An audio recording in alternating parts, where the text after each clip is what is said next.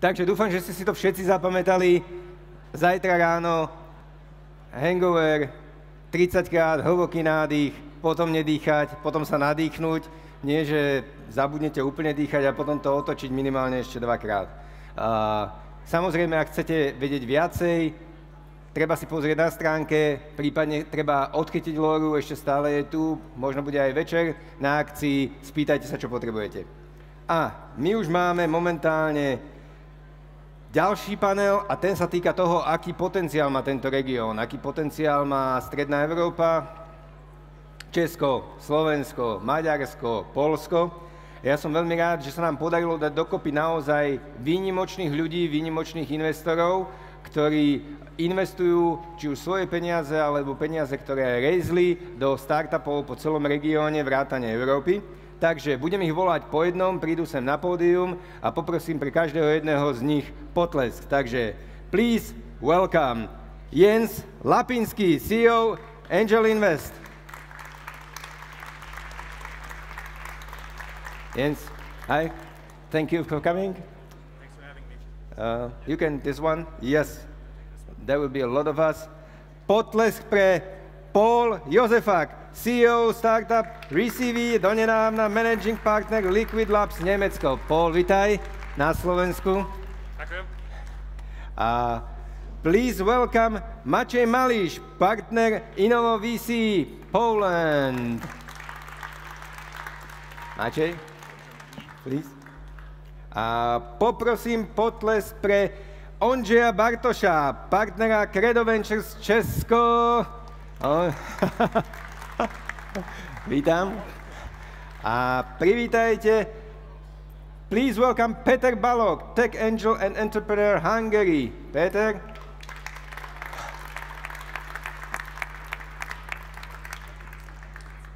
A lot of people. Welcome.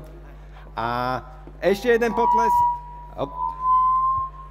Moja chyba, ospravedlňujem sa. Ešte jeden potlesk, Marian Kováč, partner na oddelení transakčného poradenstva Deloitte Česko, Detroit. Deloitte. You can have your mics, gentlemen.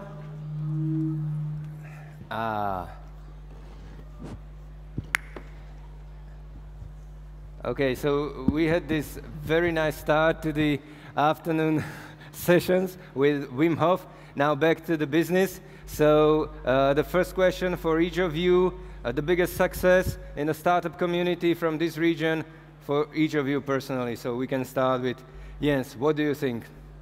One name, big name. Well, I'm going to hand it over to the man from Credo Ventures. Okay. Ondřej. Because it's in his portfolio, or their portfolio. Okay. I mean, if Romania is still considered Central Europe, then the biggest success up till now, I guess, is called UiPath, okay, out of Romania, which during 3 years became a unicorn, or 3 times unicorn, soon to become, hopefully, a decacorn. So yeah, that's it. And okay. I'm very happy and lucky to be one of the investors. Maybe if you can say like 2-3 sentences about the company, because maybe not everybody knows about automation and AI systems. So UiPath, what it does is automate processes, and what it does, it's via software. They automate the mundane, rule-based processes in enterprises, and not even talking about AI or machine learning, which is something that definitely will come. But how they started was pretty simple thing. They created this software that you can imagine as a smarter macro in Microsoft Excel. And so it basically does what you tell it to do based on certain rules, or you tell him what to do. And that's the way how you can replace people who up till now have been doing really boring, mundane tasks in the mostly back office of enterprises. Okay, Jens, back to you. Back to you. So from your portfolio, the biggest success.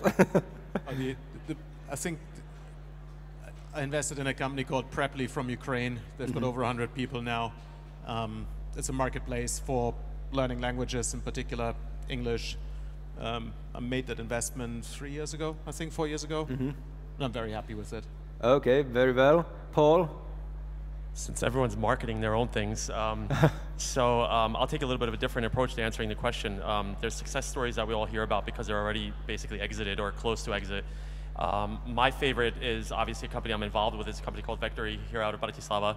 And I'll say, why is it a success? Because it's actually a startup that managed to raise money outside of the region, is building their business outside of the region, is growing like mad, and it'll probably raise a big round with international VCs. Okay. And that's why I think it's actually a big success story, because if you look at what's happened here in Slovakia specifically, and similarly in a lot of these other countries, you've had a very local market, you've had very local VCs, and I think it's a huge success story. I mean, Credo's been pushing the way of getting international VCs into a lot of their into their companies, but I think it's a huge success story for Slovakia in the sense that getting international VCs and becoming an international player from day one as a startup is, for me, a success story, because you need 100 of those here.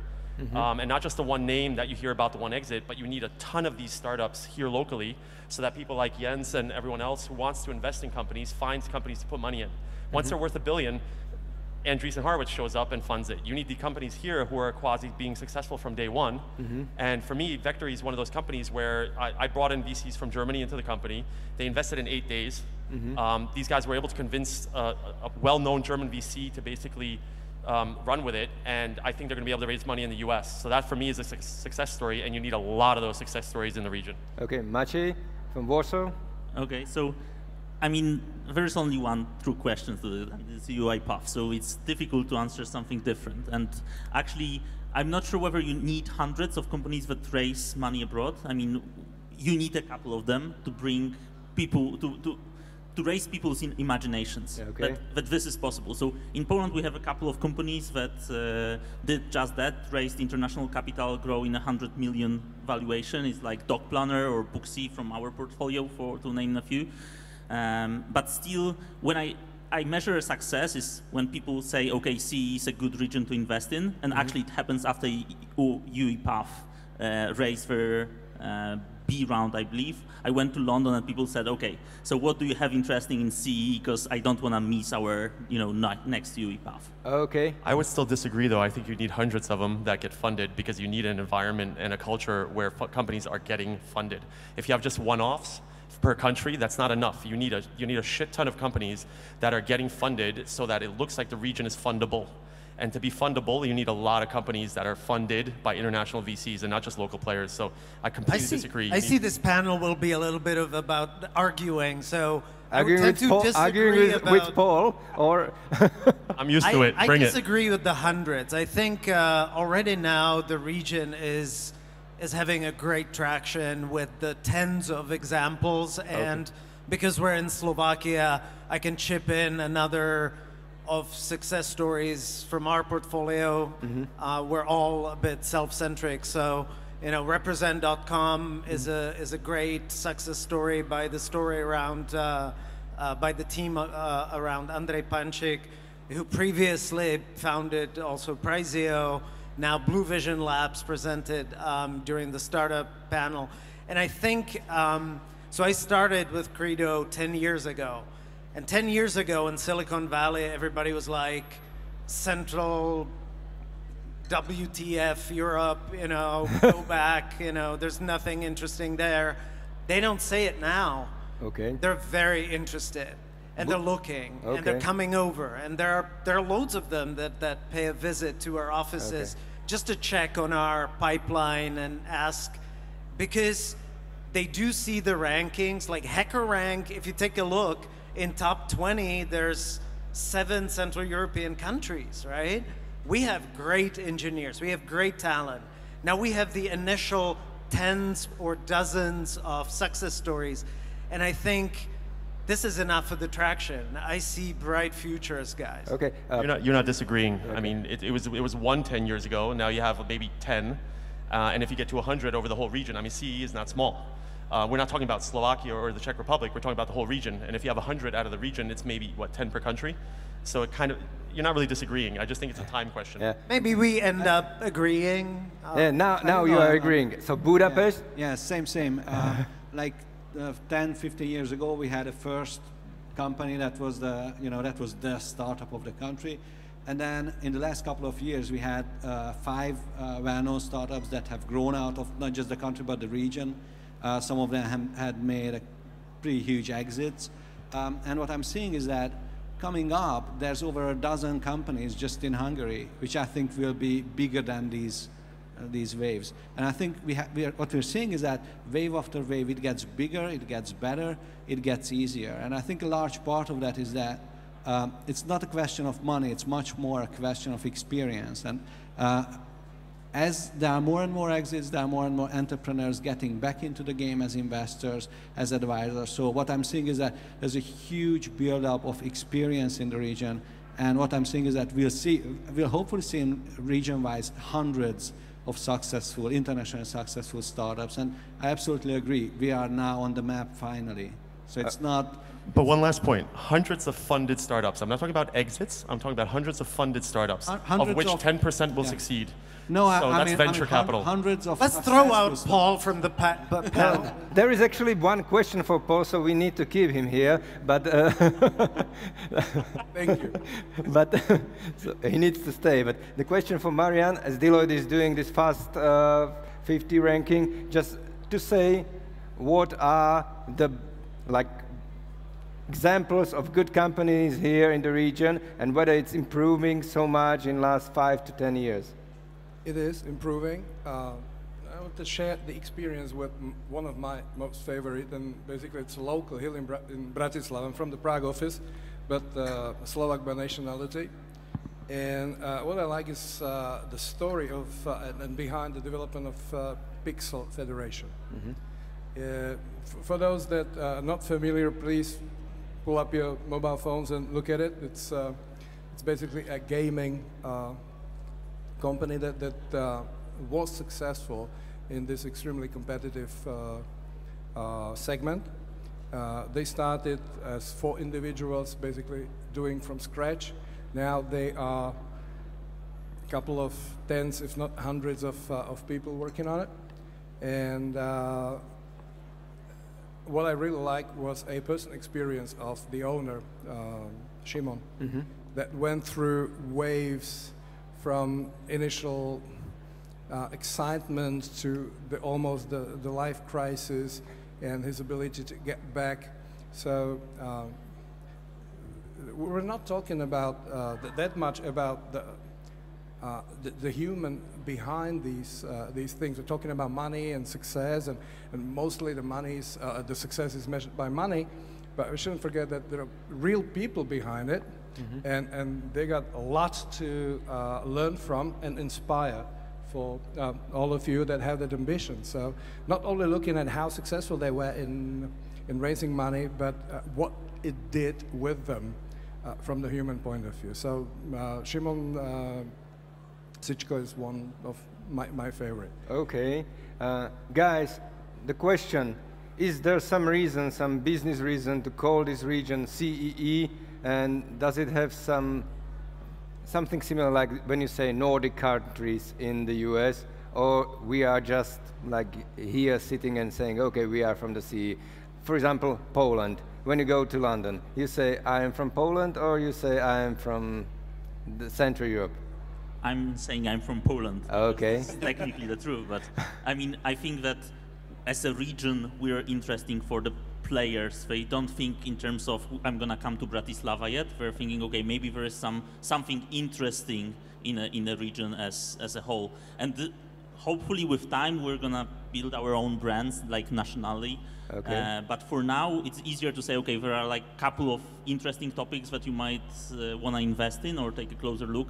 And sometimes it's difficult to build a good lineup of companies in one country only. So this is where you go in and say, okay, this is CEE, okay, this is our potential. Because we share some common characteristics. Like the whole CEE region has as many engineers, software developers as US, right? Okay. But the cost of labor in here is much cheaper. So they perceive the region as a place where you can have a lot of technical talent. And so far, at least from my experience, they question the ability to, on a business side, to scale globally. And right now it's changing. So we are saying, okay, this is a place where you can start a good technological company cheaper than in US. Okay. This is what they bring to the region rather than to a particular country. Jens, you are based in Berlin. I'm curious how people in Berlin see this region. Do they see it as a region, or do they see specific countries? Do they think of, because we don't even know if Romania is in the CEE. We are just talking about it. So, I mean, if you think about it from a sort of macro perspective, and you think, oh, okay, I'm this guy, and I have this office on Mountain View, and I'm looking to invest in incredible startups. Yeah, I mean, I bet you nobody there knows what any of the countries are, or any of the cities are, or CEE. That's all over there in Europe somewhere, and nobody actually cares. What they just care about is this is a great startup, and whether they've got an office somewhere in Krakow, or in Warsaw, or in Bratislava, or in wherever. I mean, nobody cares, right? Okay. So it's just about finding really incredible companies that you can invest in and partner with and be a part of. Yeah. And if they're here, great. If they're not here, and then one other city, you know, Vienna, 45-minute drive away, okay, great. So I think that is how investors think about it. And I personally don't really think about, you know, I don't even know where the CEE is or where it ends. Okay. Right? I mean, does it end at is Ukraine part of the CEE? I have no clue. I don't, but I don't mind either. But for someone from US, it puts you in a perspective. It's like we're not somewhere in Africa, we're in Europe, but not in London. So. Yeah, but I tell people I'm from Slovakia, and they're like, "Oh yeah, Slovenia." Yeah, that's right. They don't have a clue, and like I can only agree with Jens that it's actually almost completely irrelevant. If you're a great company, you're going to get funded. If you're not, you're not. That's where you come from is almost irrelevant. And there's been success stories. They weren't successful because they were from CEE. They were successful because they were great companies. They were great founders, and they worked their asses off to be competitive with the rest of the world. And I was just telling someone this before, and this maybe answers the question of whether it's better to be a VC or a founder. It sucks to be a founder. It's so easy to be a VC. But what is better? I'll answer it if someone wants to answer it. But the point I was making is that if you now compare the competition in the market, I tell every startup, you're not competing against the Valley, or you're not competing from the CEE. You're competing against Chinese and Indian founders who are working 6 days a week, 10 hours a day, sleeping in the office. I mean, this is what startups in China are doing. And that's your competition. So if you're based out of CEE or you're based out of Silicon Valley, it's irrelevant. The competition is just now global, and especially if you're building big businesses like the names that we've heard, you're competing from day one internationally. So you have to be completely global in your mindset and kind of detach yourself from this regional thinking. Okay. I love disagreeing with Paul. So let's go for it. I don't think it doesn't matter whether you're in CEE or Silicon Valley. Well, first of all, I'm a big fan of the region, so I believe there's a CEE region. And I believe that the countries in Central and Eastern Europe do share a couple of very important denominators. First of all, and I kind of hate saying that, but if there's one thing we should be thankful to the Soviets for, then it's the high quality of the STEM programs at universities. Because STEM, meaning science, computer science, you know, the reason why we have such good tech talent is that technology and mathematics and physics and computer science were not ideological. So the Soviets or the communists or whatever we call them didn't support philosophy or, you know, liberal arts, but they did support maths and computer science. That's why we have so many great developers. And you know what? They come at a fraction of the cost of a solid or mediocre developer in Silicon Valley. That's why it does matter if you're in CEE or in Silicon Valley. A startup in CEE... But that's a race to the bottom. No. That's a complete race to the bottom. In CEE, when you raise a seed round of $2 million, you have 18 months of runway. in Silicon Valley, when you raise $2 million of money, then you have runway for 5 months because it's just so damn expensive. Okay. Well, I'll counter that. So go to San Francisco. It's the most expensive place in the world to live. Why are all these startups there?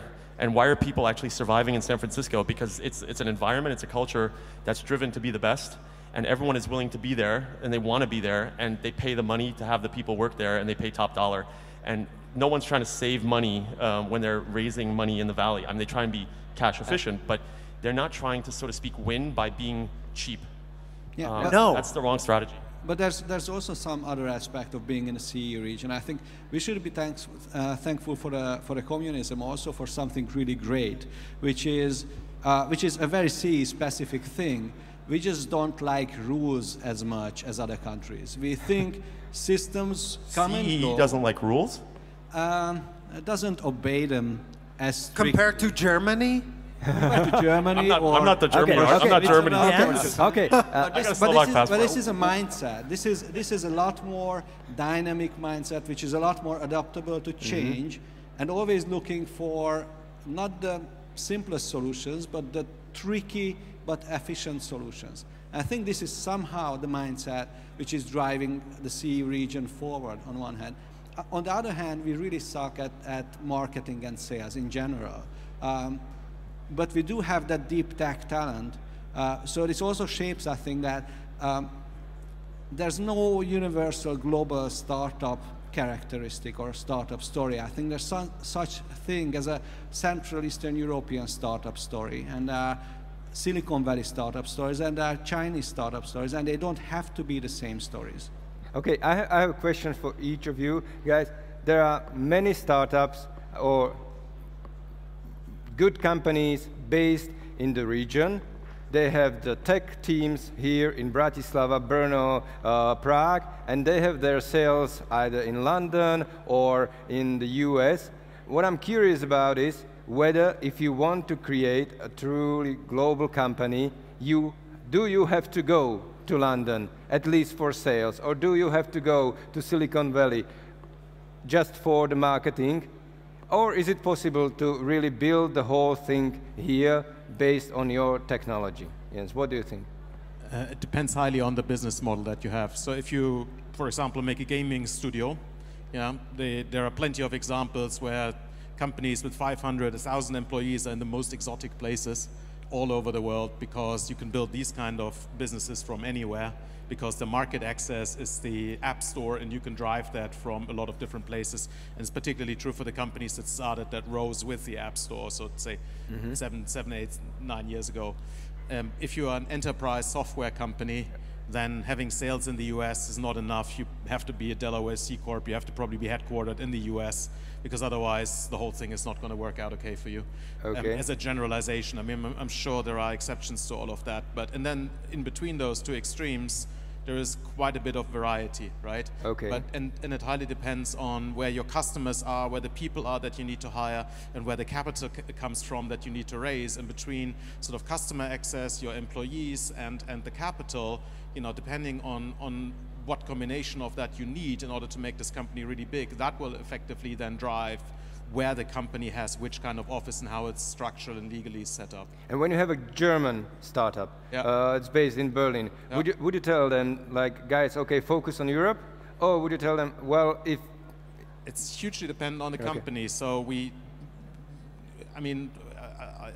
I see that a company called Rasa that just yesterday announced, we've raised a big round from Excel and we're moving the headquarters to San Francisco, and this is actually an American company now, and this is a very good reasons for that. Right? I've got other companies that will never shift their headquarters to the US, and they will remain German companies as the top co, and they will remain headquartered in Germany. There are very good reasons for that. Okay. So there is no one rule for every scenario. It's really dependent on where the employees, where the customers, where's the capital, and how does all of that fit together. And that depends on what kind of business model you have, what markets you address, and so forth. Okay, there's a question: in which industry is it important to invest more in the future for your personally and for the sake of the world? So we'll start with Marian, and we'll go the whole round. So for you personally, where to invest, and for the sake of the world. For me, personally, I don't know. Who asked that question? Anonymous. Okay. What I'm seeing, because I'm turning a bit, or I'm not turning younger, as you can see.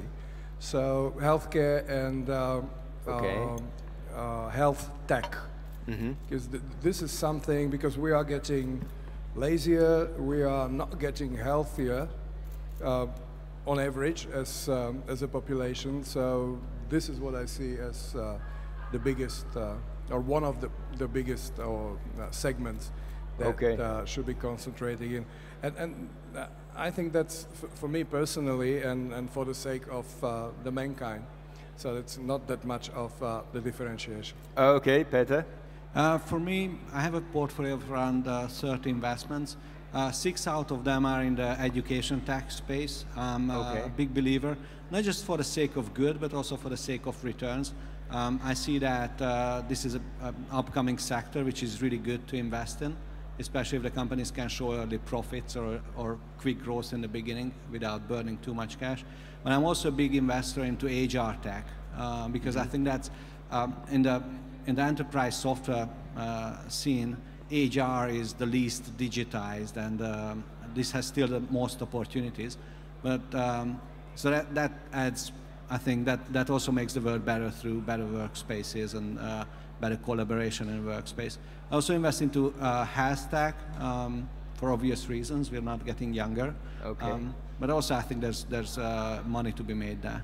But I'm a bit of a generalist otherwise. Ondřej? It's such a complicated question that we could spend the whole panel discussion on this. For me, personally, not necessarily as venture investments, but for me personally, it is very important to invest in education, not necessarily ed tech, but I feel like if there would be one thing that I could change, like with a magic or something, that would be educational system, because if you think about it, that determines everything, how the society looks, who's the president, who sits in the parliament, how people behave in their lives and in their neighborhoods and in their societies and stuff like that. As a venture capitalist, I have most passion around automation, and basically, I think it is fundamentally wrong that so many people are unhappy in their work, in their jobs. And I think one of the top reasons for that is that they're doing boring jobs. And I truly believe that those jobs should be automated. And I believe technology can do that. So that's what we probably invest most in. But will they be more happy, or will they be out of job? I truly believe they will be happier. They will work less, because a good amount of the boring work will get automated. If I may slightly disagree. Yeah, I'm happy to. That's fine. About the boring jobs. Education is a very good one, and I would generalize it more as investing from ourselves into better communication. We should understand better each other. And as far as the automation and boring jobs, I'm not very big proponent of taking that off. It depends on how you frame what they do. And there were many studies done on call centers that people were bored to death and didn't perform. But once you show people that benefited from their boring jobs, that motivated them and fast outperformed the other ones that didn't see the results of their boring job. So even tightening a bolt or a nut in the car that saves lives or helps other people can take a lot of that boredom out. Of course, not forever, but at least temporarily, that's a good motivator. So going back to communication, motivation, understanding each other. But just a slight disagreement that removing the boring jobs will take care of people's unhappiness. I wouldn't agree with that. I don't think it's too contradictory to what I said, because I'm not talking about removing the boring jobs. I'm talking about automating them in other ways than, that people just, stand in one place and do this for the whole day. This should not be happening in the 21st century. Okay. Maciej? Okay, so it's a very difficult question because there are many topics that are important for society or for the world. They are not necessarily good topics to invest from a VC fund. But there is one that we are currently working on, and I'm really happy also from this more general perspective, not only from VC standpoint, is a medtech. So we are investing in AI that is supporting different, people in medicine in different aspects, so that it is more automated and more people can have access to that with a high degree of certainty that they're getting the right attention. Okay. So the thing is that globally we are already missing talent in healthcare, and it's gonna be more and more expensive. And maybe we do not experience that much in the region. It's more we think about it maybe in Africa, but it's gonna happen for us as well. It's gonna be more and more expensive, and investment in this area help provide this healthcare to wider range of people, and this is what I think it's a good place to be in, also from the financial perspective. Okay. Paul? So the question was for me and for the world, so I'm very biased. So for me, I just launched a new company, so I hope people invest in fintech, specifically in collections. That's what I do. So that's for me. How much? A lot. But on a global scale, I think we have a major problem coming, and that's water. I'm absolutely terrified of what happens if the water runs out. So I think water purification, I mean, anything that's environment related, I think is super important for society and for the world. But if I worry about something, and I know a bunch of billionaires, and that's not an arrogant comment, but I've literally talked to billionaires and asked what are they investing in, and they're buying property that has water under it. Which scares the shit out of me, because when the rich people start buying water, that means they're worried about something happening at some point.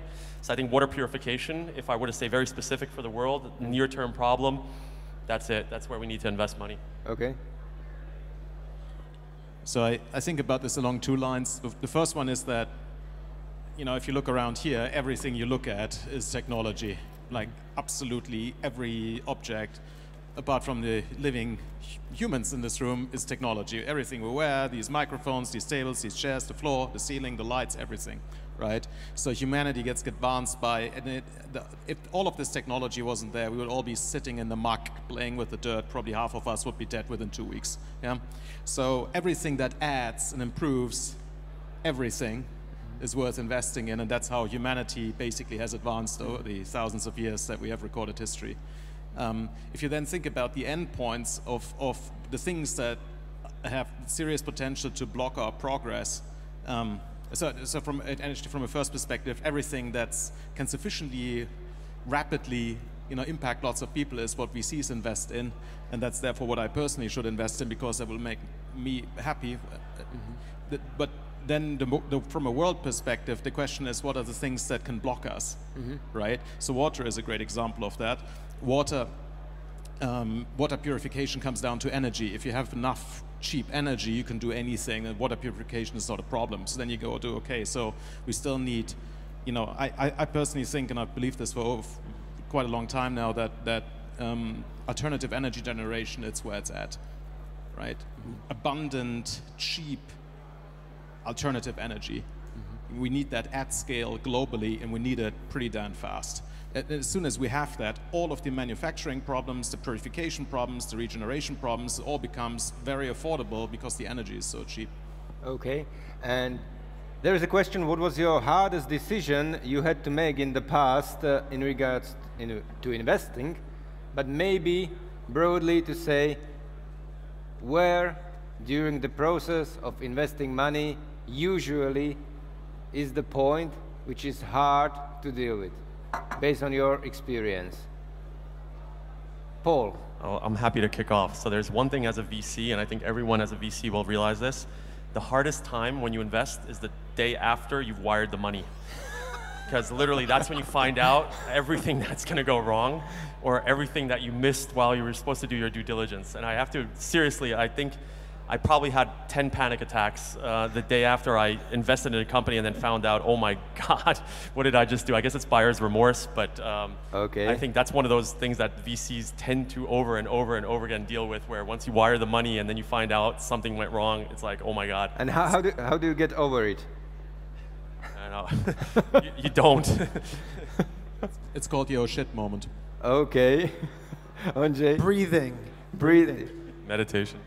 Have you ever made any successful investment? Anyway, to get back to the original question, there was actually one single moment that was the toughest decision that I ever had to make when investing. And it was at a time I met a company that I fell in love with, built a conviction. I loved the founder. I loved the team. I thought there was a huge potential in the space, and there was a lot of money to be made. And then I discovered that one of the early investors screwed up the cap table, took too much equity, screwed up the corporate governance of the startup, so took too many rights, too strong rights. And to top it off, it was a person or institution I just didn't want to deal with. Let's leave it like that. Okay. So my decision was not to invest. And from a purely financial point of view, when I made the decision, I knew it was wrong from a financial point of view. So you could earn a lot of money on that. I could have earned a lot of money. I still believe that. But I still couldn't make the investment. Why? Thanks, Paul, for not commenting on that. Why? Because principally it was wrong. An early investor who takes too much equity and too many rights and does not share the values and the mindset of both the startup and me as an investor, as a founder-centric investor, I can't invest. Okay. What we see as one of the toughest decisions is timing, or is related to timing on both ends. To stop pouring money into something that looks nice, but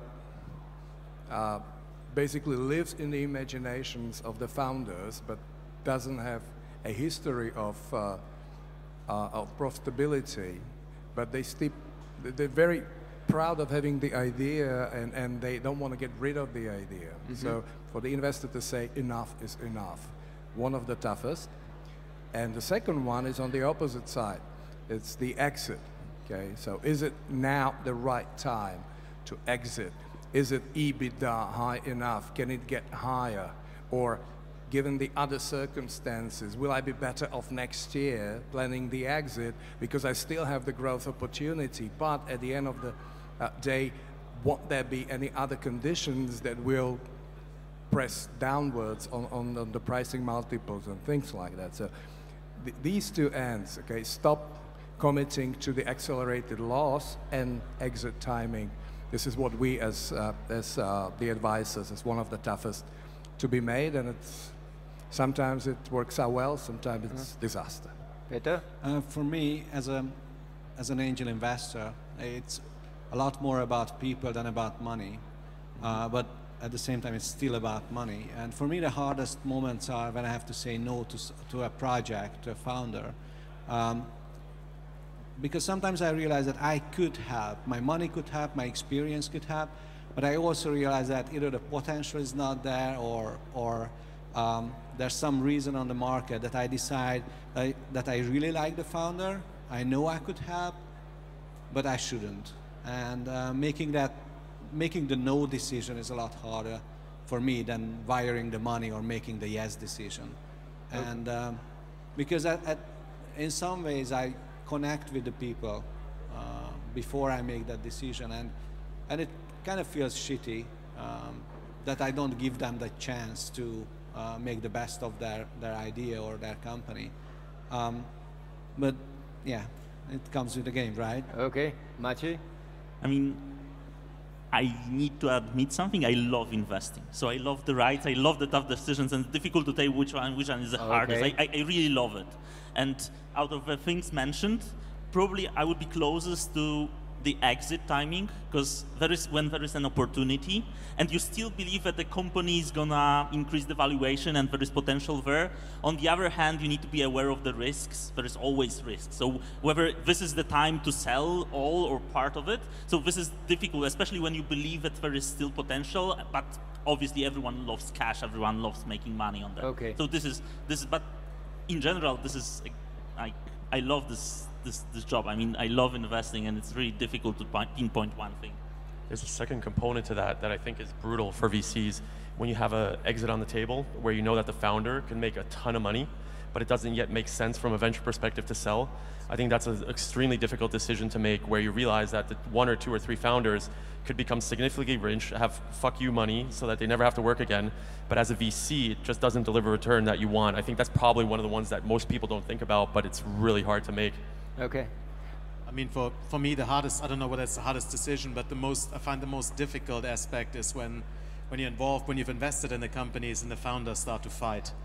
That is just, I mean, that's the most emotionally, it's incredibly annoying to be involved with that as an investor. And you try to, and then comes the point where once you've seen this enough, you start to optimize your personal life around you're avoiding investing really promising startups because you can see that the team is not right and they'll probably fight and you'll get drawn in and you don't want to get drawn in, right? Okay. And then you have to say, it's like, oh, this is kind of similar, right? So I think there could be a lot of money there, but it's like, oh, I don't want to get sucked into this. So you say, no, I'm not going to do that.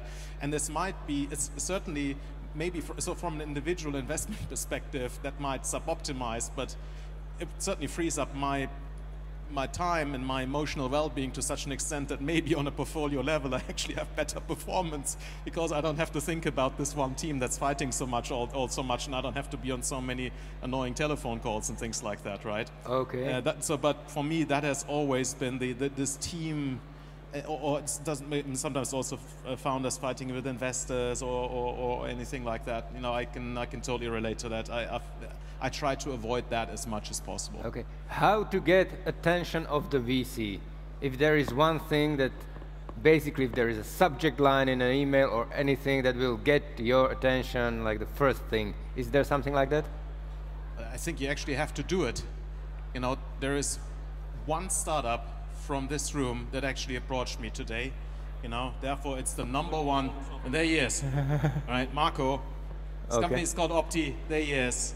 #1 startup in Slovakia because he's the only one who came up and talked to me.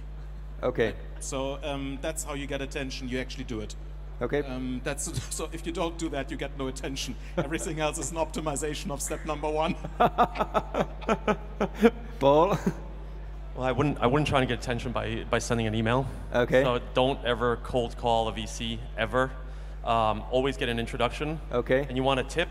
Watch what I'm doing. Get on stage somewhere, be loud, disagree with everyone, and you become memorable. So make sure you get in front of people. Make sure there's something unique about you. I don't mean be an asshole on stage, and we know each other, so it's no big deal. But you have to do something that makes you memorable to the VC, and either you get the best introduction, so someone that VC really respects opens the door for you. Your company is so kick-ass that they can't avoid you. Or you just become someone who basically drives agenda or very much becomes very, so to speak, memorable for some reason. Not just being loud, but you have to have something that you're selling that someone as a VC is going to remember.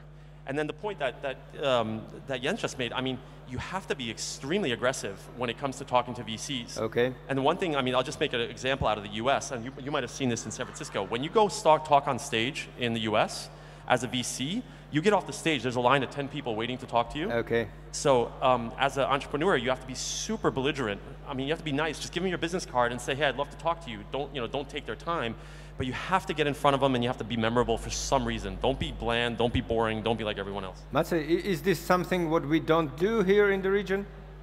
Not that much, for sure. Okay. Okay. This going out and trying to fight for something that you really need is one of the characteristics that can distinguish great founders from the mediocre ones. Okay. That for sure. But just to answer the question, I think once you get someone's attention in terms of you came up and you say, hi, my name is Maciek, and I've got this startup of that collection or whatever, like then the first things probably that we're gonna look at is your growth rate.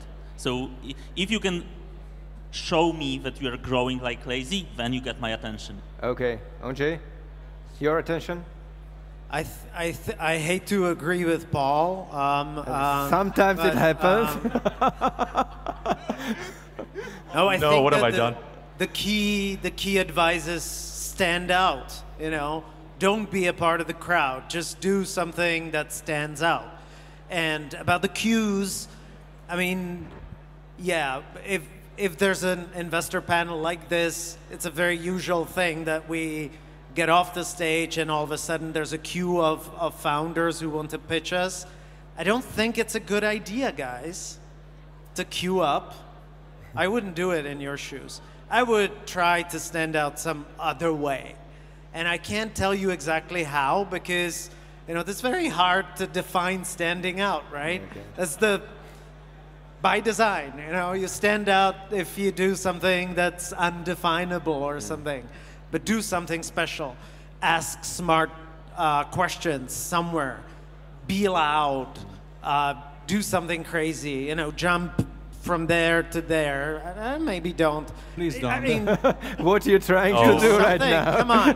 Please don't. I can tell you I am after one of the shirts that are going to be, you know, here later, okay. I believe. I believe all of you will auction at least one of those shirts. One way to stand out is to bid against me, you know, maybe beat me in the auction. I don't know, you know. That's a very concrete tip. Put on a vest and pitch them. Every VC wears a vest. Wear a vest just to mess with their minds. No, but Patagonia. It has to be from Patagonia. If I may, yeah, Maciej? There is a Polish company that actually burned $1 billion of fake dollars at the event in their area of expertise, and it really got attention. They had huge problems to print fake US dollars, but they managed to do it in some shittiest place somewhere where they were not afraid of that police will come in that they're counterfeiting money, and they burned it in the middle of the event, and this really got their attention of the investors. Okay, Peter? For me, I think it's more about what not to do. I think it's best if you have the numbers, you have the story, you're authentic, and you don't waste my time. That's really good. What I also like is, what I also hate, so let's start with what I hate. I hate when they overpromise. So when they say that, hey, this is $1 billion business already, or this will be huge, and then it turns out that it's not, that immediately switches me off. If I find anything in their story that doesn't add up, that means that the founder's not honest, and I cannot work with a dishonest founder. Okay. You have to stand out, but you can't bullshit. I mean, don't ever bullshit because it's always going to come out. Okay. But you still have to stand out somehow. Yeah. Maria? I would just sum it up. Be honest. Be honest. Be creative. Be authentic. And answer the basic question, why should these guys listen to me? They are here to make money. And what we see a lot of times is that there is so much attention towards precising a technical solution that those people are losing the track that why is that needed for and how can that be monetized. So if you can add to the technical excellence, thinking how that can be turned into money, that will make our job easier and these guys' job easier also to make a decision. This is what we miss in our practice. Paul wants to answer. Someone asked about the Ranos, and I can only whoever asked that question, I don't know where they were respectable. Respectable, they were never, and they were bullshitting, so they weren't authentic. So add that part to the Theranos question, they were bullshitting, but they still managed to raise a shit ton of money. So if they actually had the technology, it would have been a great thing, but very much, I couldn't agree more. You have to be authentic, and you can't lie, and you have to basically back up your information. As was said, you have to have the numbers, and you have to be standing out for things that you've accomplished. Okay, gentlemen, our time is up.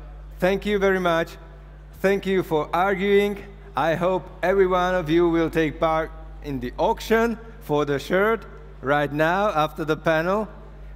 But not personally. I mean, I appointed a representative to bid on my behalf. So if it's you your will money, not know which shirt I'm after. Okay. It's up there. So, once again, thank you very much for your time. Thank you for coming. Poprosím potlesk pre členov panelu. Thank you, Jens Lapínsky, Paul Jozefák, Matej Mališ, Ondřej Bartoš, Peter Balog, Marian Kováč. It was a pleasure. Thank you.